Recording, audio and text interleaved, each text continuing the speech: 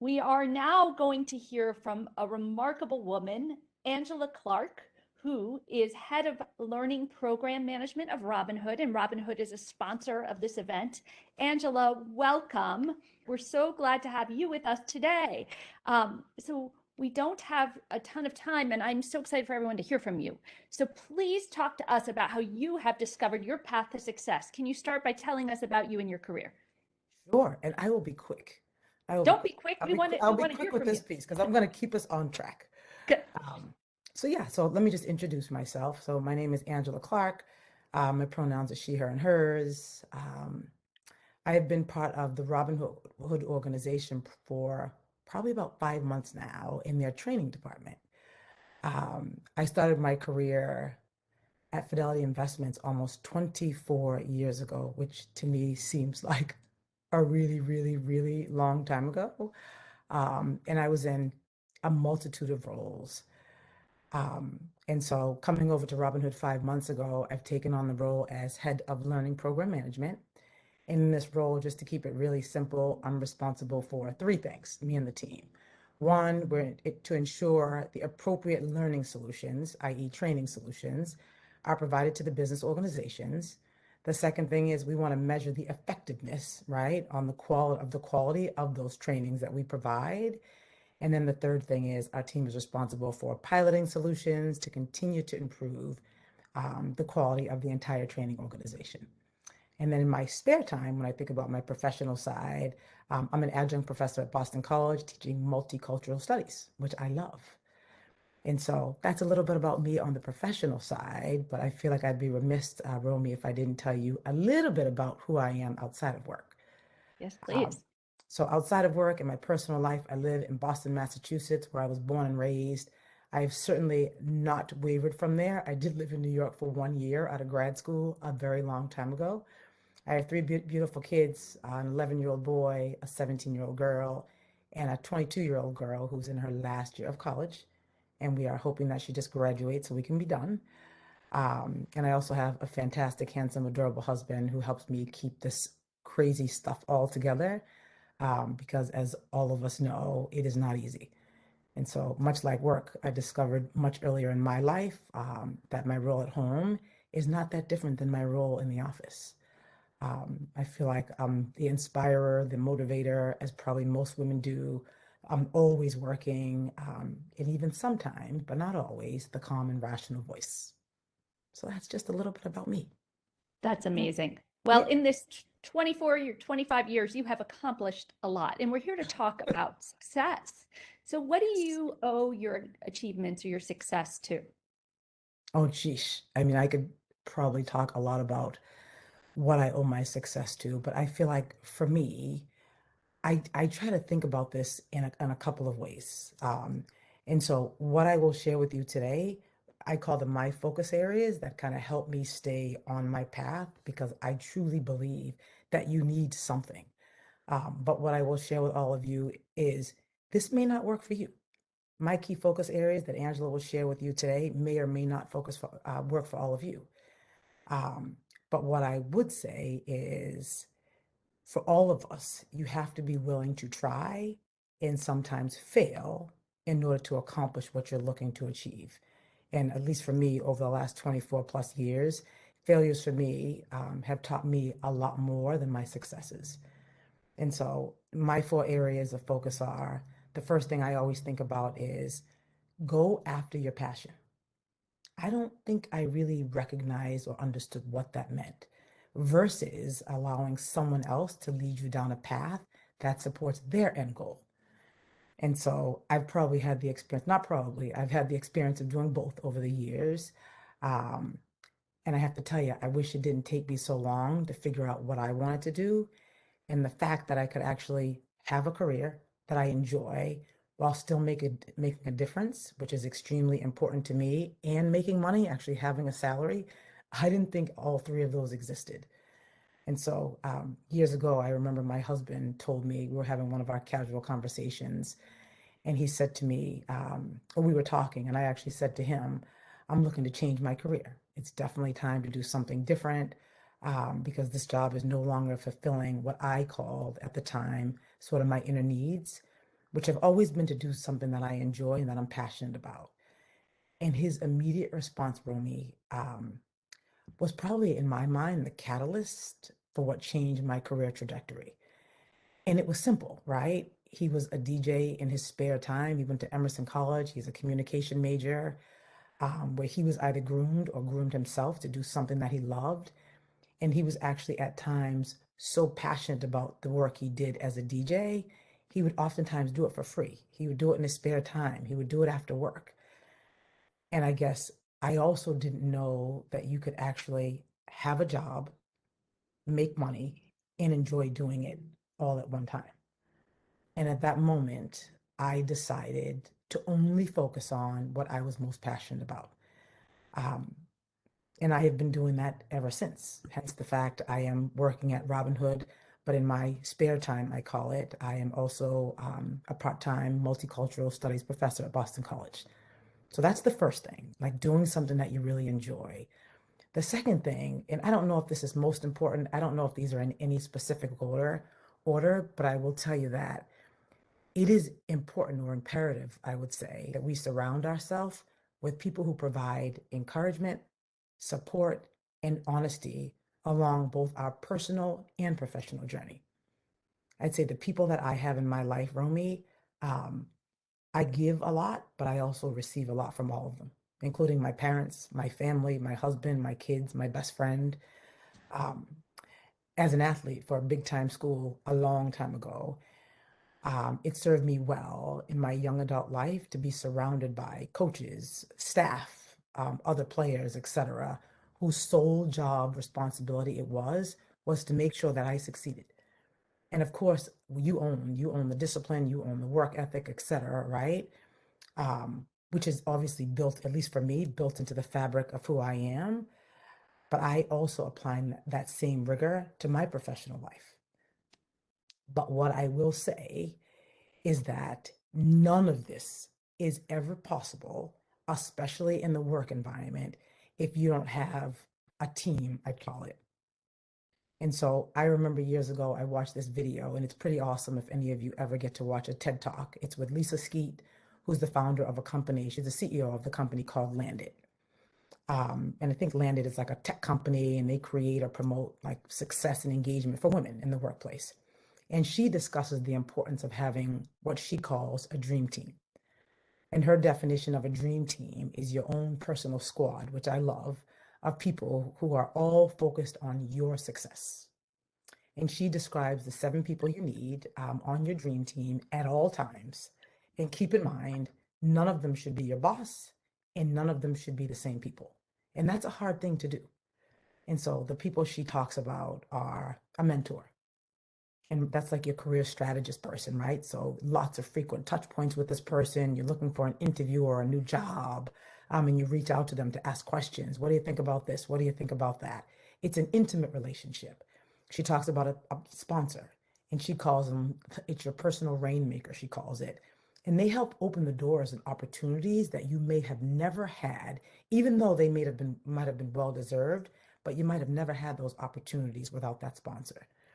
She talks about the connector, and that's the person that knows everybody in the organization, and they're willing to introduce you to whomever you need to be introduced to. The point expert, who is the person who is always willing to share the knowledge. I have one of those right now at Robinhood, and it has made my experience over the last 5 months so much easier. Um, you also need the BFF. You need the BFF in life, and you certainly need the BFF in the work environment. And she calls them the person who you can do the ugly cry with, which I love.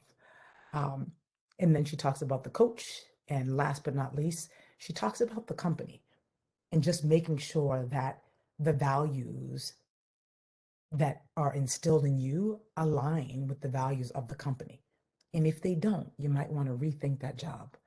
And then the last one, which I actually came up with myself, because I think over the last couple of years, Romy, it's been a tough time for everyone, certainly for me and my family, and I'd say probably many others. I also think that we need a wellness coach or an advocate at work. And so many organizations are starting to move toward that. I'm pretty impressed and pretty proud. Well, I love it. Yeah. I think it's, we all seek that kind of support, but are we really deliberate about knowing who those people are and filling the gaps when we don't have it? That's great advice. Yes. So let's hone in on the wellness. And a key component of the wellness is having work-life balance. So can you talk to us about how do you think about finding work-life balance or achieving some sort of balance? Sure. Absolutely. You know what? It's an interesting question. And I'm going to tell you, I know people talk about work-life balance all the time. So for me, Romy, I actually don't think about it as two separate entities, interestingly enough. But instead, I just think about my life balance. And so I'll share with you the literal path that I'm taking to continue my professional journey, but I don't think about them as two separate things, right? And so as I look back at the woman I was 20 plus years ago, the one thing that I have always done is I've always worked hard. I've always been true to myself, but I've also learned that it's just as important. And I know this is much easier to say than it is to do, to have fun, enjoy the fruits of your labor, spending time with your friends and family, taking long walks and vacations, if those are the things that you are interested in. For me, I love watching the Celtics game at night with my husband and my son, because it fuels my ability to be effective in the work that I do. And so for me, how I tackle the life balance is every year, and every year this changes, right? So this is something that I have to flex and review and revisit all the time. But every year, and I'm actually going to show you, I was thinking about this morning. Um, I put in here my goals. And so here are my 2022 goals. I literally list them out. I sit by myself for a couple of hours, and they're not crazy, they're not long, they're not things that I think are so insurmountable that I can't reach.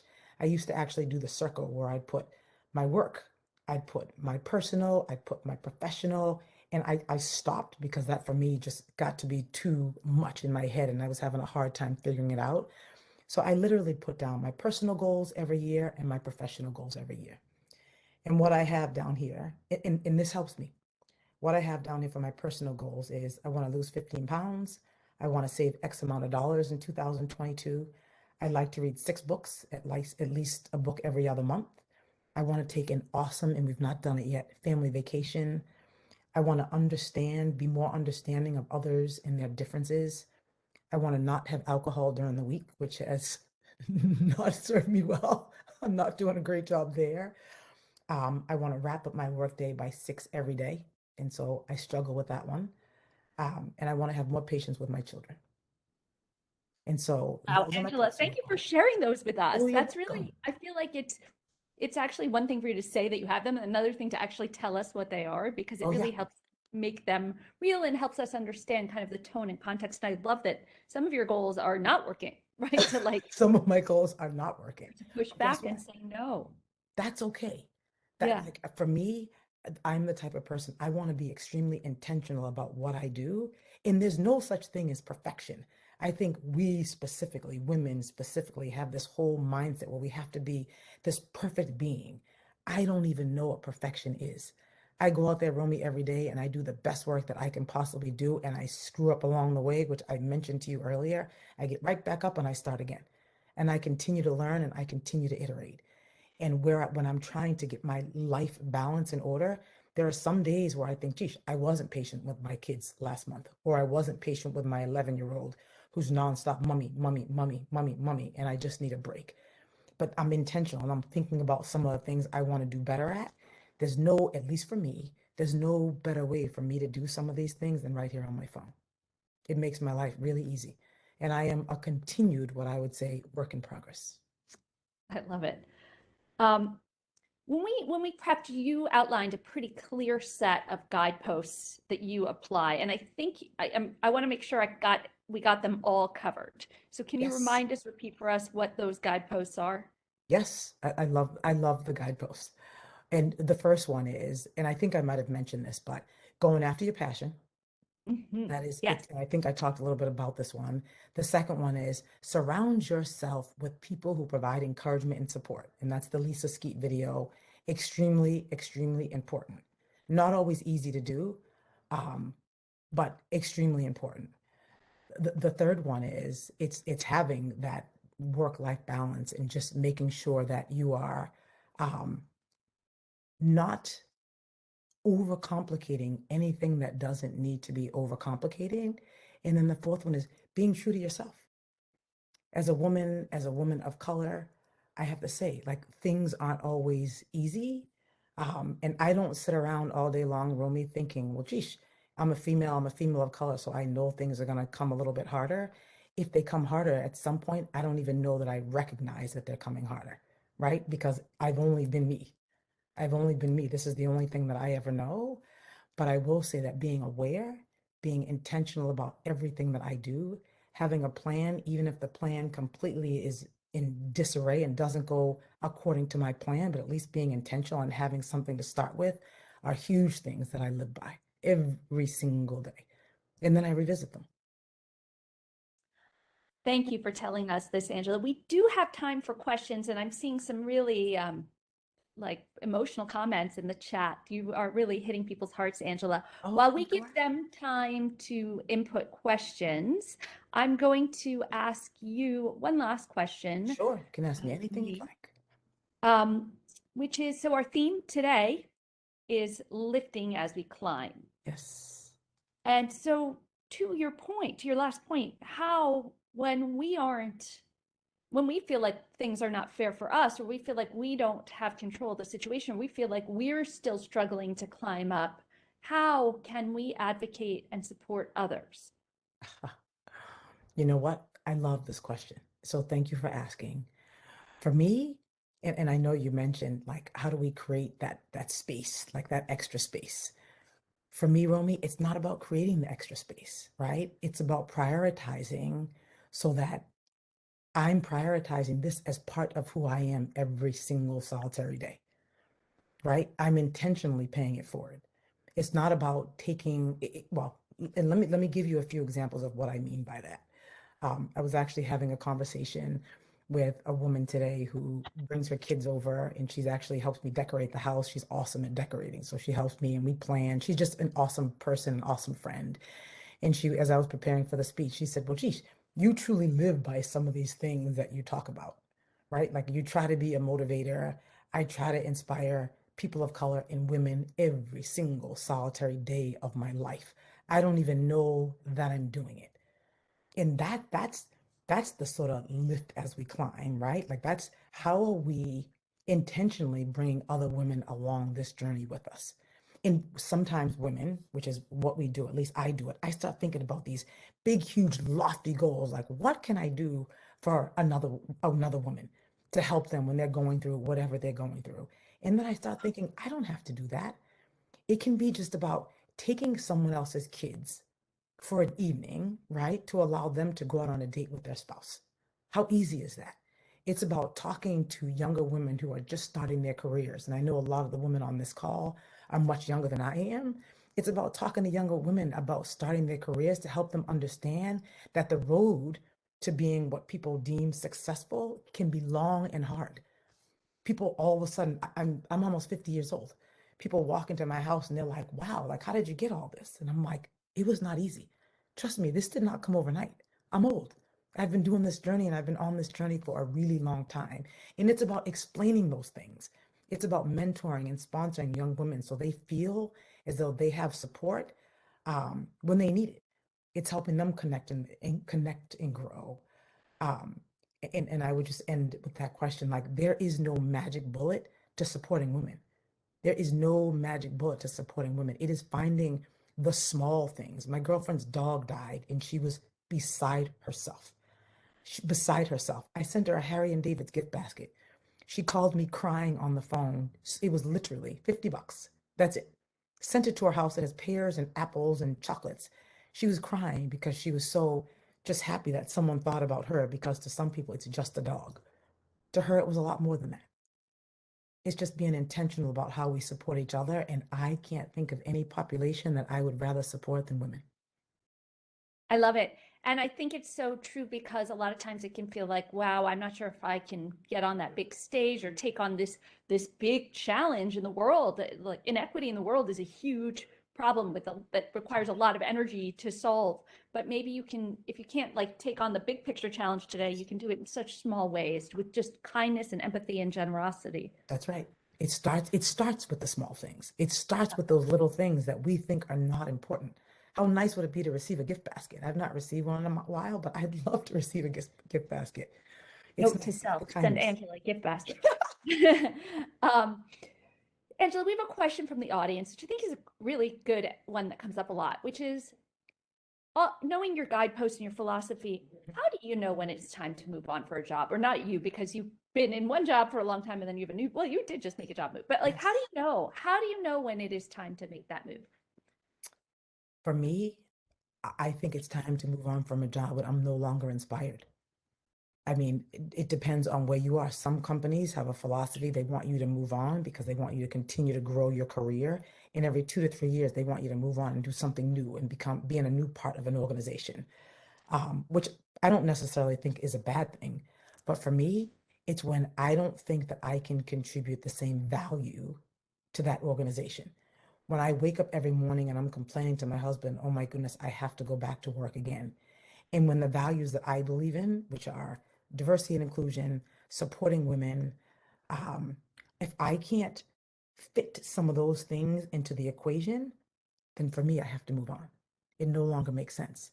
And everyone's values and thoughts have to be a little bit different.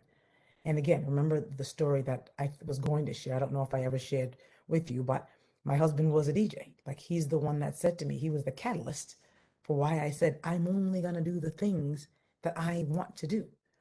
I'm at that point where I'm only going to do the things that provide value, that provide me with happiness on the inside. And if they're not doing that for me anymore, then it's time to move on. And that's okay. Even when you're still needed, that's okay.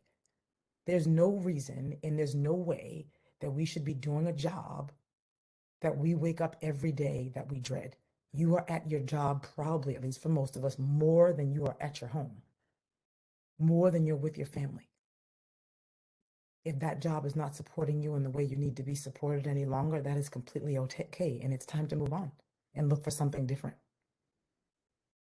Love it. Sage advice. We have another question from the audience, Sure. which is about imposter syndrome.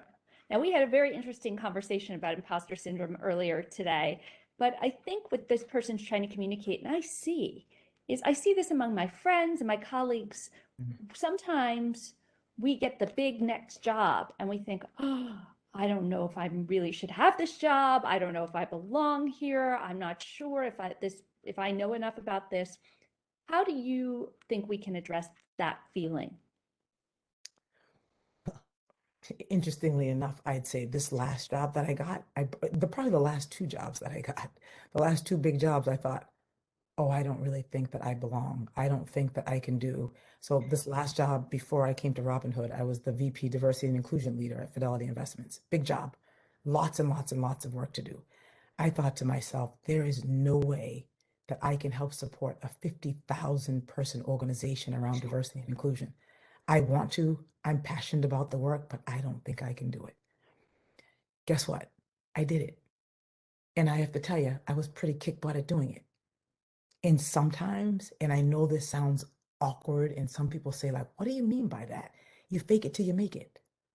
I feel like I can do anything that I put my mind to. I can do anything that I put my mind to. And I wouldn't have been able to tell you this, but even 5 years ago, I don't think I would have been able to make this statement.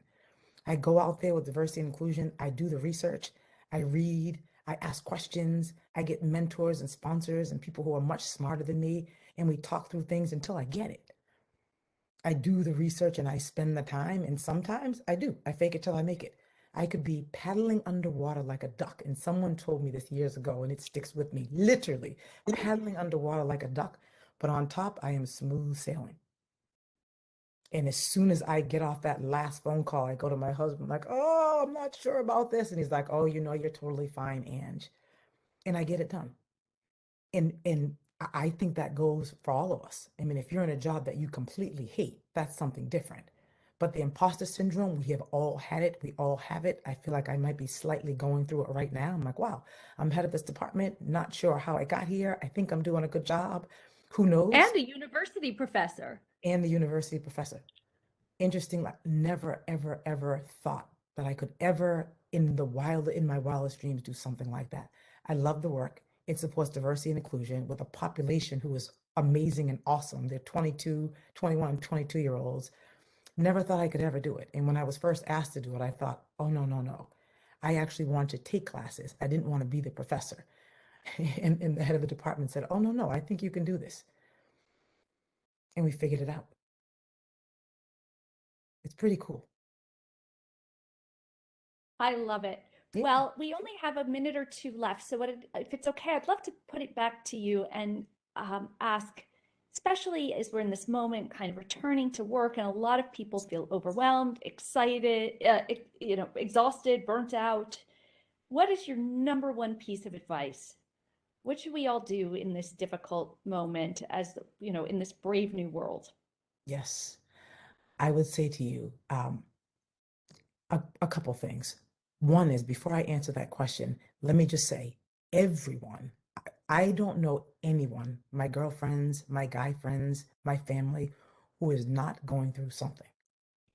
I will tell you, last year in 2021 was a very rough year for the Clark family. We had a death in the family that did something. It definitely did something to this entire family. But we are resilient and we made it. We made it. And so that's one thing. But what I'm I so will sorry to say, hear that. I'm thank very you. sorry. But guess what? It's happening I'm hearing about stories all over the place. This happened to me, but it's everywhere. And what I realized that I needed is sometimes I just needed a break. Literally, I needed to sometimes just step away and take a break. And because I work so much, I play hard and I work hard, I didn't know how to do it. I didn't know how it seems so simple. I didn't know how to just take a vacation day. I didn't know how to step away from the computer and take an hour away and eat lunch or eat breakfast or without being on the computer. I didn't know I could even do those things because I was so focused in the moment. I would suggest sometimes that we just take a break. Give ourselves a pat on the back for the small wins that we have in our lives because it's critical and extremely important.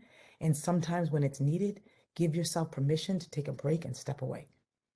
And that might be, if you drive to work, that might be stopping at the parking lot at Burger King and eating a Burger King sandwich with French fries and a frap before you get in the door so that you can totally just focus and be present and in the moment when you get home, which I've done several times. Give yourself permission. Angela, this has just been amazing. I think I can see it in the chat, our audience has really, really enjoyed your vulnerability, your wisdom, your advice. We're so grateful. Thank you for being a role model and for showing us how we can be better versions of ourselves and how we can find a path to success like you have. Thank you very much. Thank you so much for having me. I appreciate everything that you and this organization are doing for women. It's awesome. It's remarkable. And I appreciate you and all the work that you all and everyone are doing around this. Thank you. And thank you for hosting.